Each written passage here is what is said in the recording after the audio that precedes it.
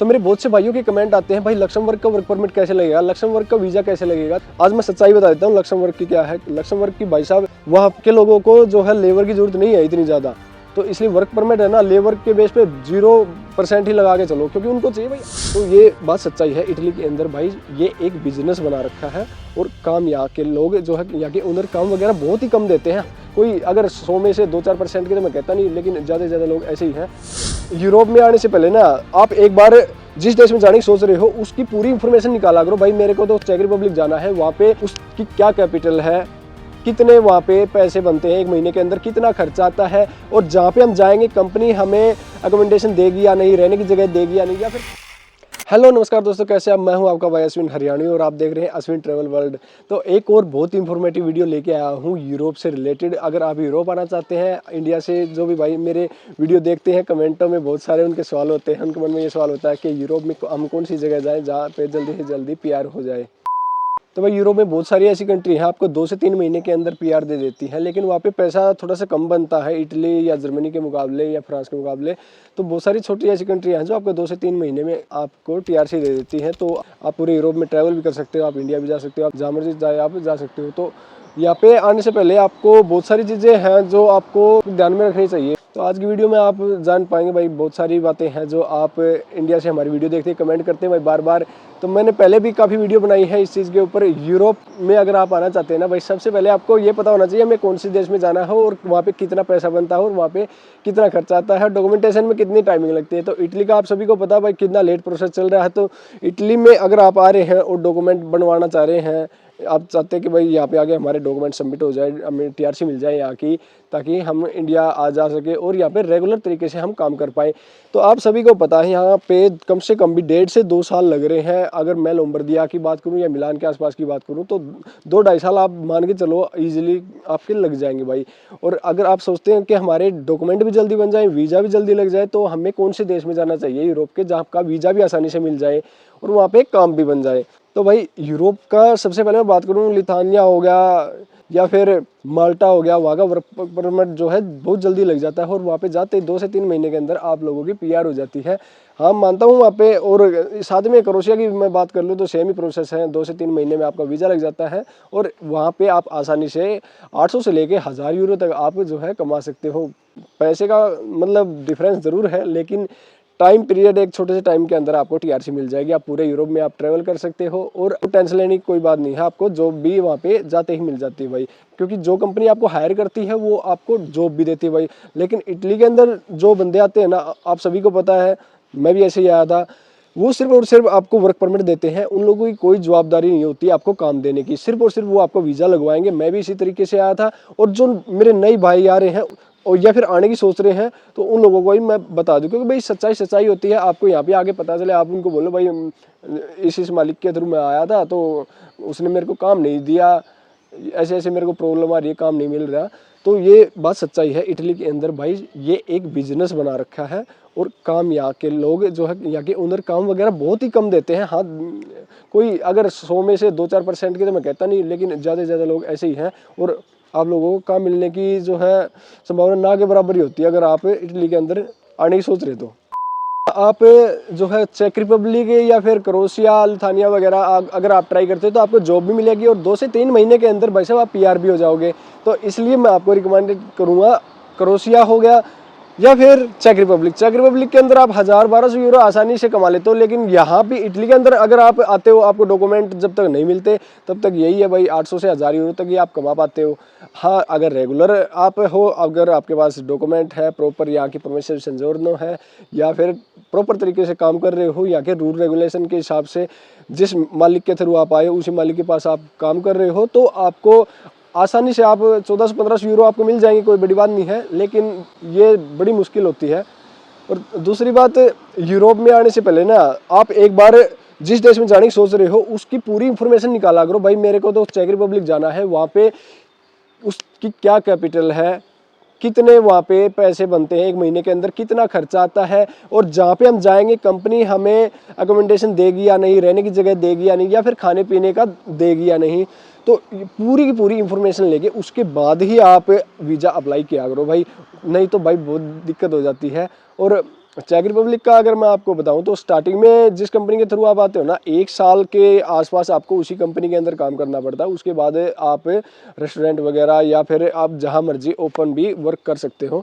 और check Republic के अंदर तो आपको पता ही है भाई, काम वगैरह भी बहुत अच्छा है और क्राइम रेट भी 0 के बराबर है। और अगर साथ में आपको रेस्टोरेंट वगैरह का काम आता है तो भाई बेस्ट आपके लिए, क्योंकि पराग में बहुत ज़्यादा टूरिज्म आता है भाई, और कुक का काम बहुत ज़्यादा है। तो इसलिए भाई वहाँ पे अगर चेक रिपब्लिक जाना चाहते हो तो कुक वगैरह का काम आप ज़रूर सीख के आए। आजकल बहुत ट्रेंडिंग में चल रहा है, एक तो लक्समबर्ग हो गया और एक चेक रिपब्लिक हो गया। तो मेरे बहुत से भाइयों के कमेंट आते हैं, भाई लक्समबर्ग का वर्क परमिट कैसे लगेगा, लक्समबर्ग का वीज़ा कैसे लगेगा। तो भाइयों को मैं आप है ना, आज मैं सच्चाई बता देता हूँ लक्समबर्ग की क्या है। लक्समबर्ग की भाई साहब वहाँ के लोगों को जो है लेबर की ज़रूरत नहीं है इतनी ज़्यादा। तो इसलिए वर्क परमिट है ना, लेबर के बेस पे 0% ही लगा के चलो, क्योंकि उनको चाहिए भाई आईटी वाले बंदे, सीए वगैरह चाहिए उनको, या फिर उनको चाहिए जिनको स्टॉक मार्केट का अगर जिन लोगों को ज़्यादा ज्ञान है ना, वही लोग उनको चाहिए। इसलिए ना आप है ना, जो फालतू के लोग वीडियो वगैरह बनाते हैं तो आपको है ना सिर्फ भ्रमित करने का काम कर रहे हैं। रियलिटी कुछ और है। मैं लक्समबर्ग अभी नेक्स्ट वीक जा रहा हूँ, वहाँ पे जाके जो 1-2 मेरे दोस्त है साउथ इंडियन, क्योंकि वहाँ पे इंडियन बहुत कम है भाई, क्योंकि वहाँ पर लेबर वगैरह काम है नहीं। अपने यहाँ पे जो है यूरोप में ज़्यादातर इंडियन हो गए, पाकिस्तानी, बांग्लादेशी, सारे के सारे लेबर्स का ही काम करते हैं, आप लोगों को पता ही होगा भाई। और लक्समबर्ग वगैरह में इंडियन रहते ही नहीं, आप खुद ही सोच सकते हो इस बात को। और दूसरी बात मैं आपको बताऊं, वहाँ पे जो मेरे 2-3 दोस्त हैं वो भी साउथ इंडियन है, और वो आईटी वाले बंदे हैं, माइंडेड खोपड़ी भाई। उनसे बातें होती है ना, भाई हमारे पास यूरोप का जो है लिमिटेड वो जो टीआरसी है, तो हम क्या आके उधर काम कर सकते हैं क्या नहीं। तो वो बोलते भाई यहाँ पे है ना लेबर की जरूरत नहीं है, इन लोगों को चाहिए पढ़े लिखे बंदे, इंटेलिजेंट बंदे, क्योंकि वहाँ पे यार पैसे की कमी है नहीं। हर 7वां आदमी करोड़पति है, साइकिल वगैरह पे भी लोग करोड़पति लोग हैं, वही घूमते मिल जाएंगे आपको, क्योंकि पर कैपिटा इनकम के हिसाब से वर्ल्ड की रिचेस्ट कंट्री में नाम आता है लक्समबर्ग का। तो इसलिए लक्समबर्ग का ख्याल आप मन से निकाल दो कि वर्क परमिट आपको लेबर के बेस पे तो भाई बिल्कुल नहीं मिलेगा। और दूसरी बात मैं आपको बताऊं, अगर लक्समबर्ग जाने की आप सोच रहे हो तो आप लोगों को स्टॉक मार्केट वगैरह में या फिर इन्वेस्टमेंट की आप अगर जानकारी रखते हो तो ही आप लक्समबर्ग के बारे में जाने की सोच सकते हो भाई। 2 hours later. और साथ ही में दोस्तों, यूरोप आने से पहले ना आप ये सुनिश्चित जरूर कर लें कि जिस कंट्री में आप लोग जा रहे हैं वहाँ आप सर्वाइव कर पाओगे या नहीं। आपको वहाँ की लैंग्वेज आनी भी ज़रूरी है, इंग्लिश आनी तो ज़रूरी है ही है। तो मैं तो यही कहूँगा भाई, जिस भी कंट्री में जाओगे तो लैंग्वेज वगैरह भी सीख के जाओ, ताकि वहाँ पे आपको परेशानी ना हो। और आजकल है ना, मैंने बहुत सारे भाइयों के कमेंट देखे भाई, क्या ड्राइवरी में हम जा सकते हैं, क्योंकि 4-5 फेसबुक पे वीडियोस वगैरह बनाते हैं भाई, तो उन लोगों की वीडियोस देख के लोग इन्फ्लुएंस हो रहे हैं भाई, हम भी जाके वहाँ पे ट्रक वगैरह चलाएंगे। तो वो आपको है ना हकीकत नहीं बताते। वो लोग पहले गल्फ कंट्रीज में ट्रक चला चुके हैं भाई, किसी को 5 साल हो गए, किसी को 10 साल का एक्सपीरियंस है, किसी को 5 साल का एक्सपीरियंस है। तो वो नाम तो मैं नहीं लेना चाहूँगा, लेकिन वो लोग सच्चाई नहीं बताते कि हम कैसे आए हैं यहाँ पे काम करने के लिए, कैसे हमको वर्क परमिट मिला है। वो कंपनीज दुबई के अंदर हैं और वो ही यहाँ का वीज़ा लगवा के देती है। और दुबई की कंपनी या फिर लुथानिया के अंदर एक कंपनी जो है दुबई के अंदर भी काम करती है।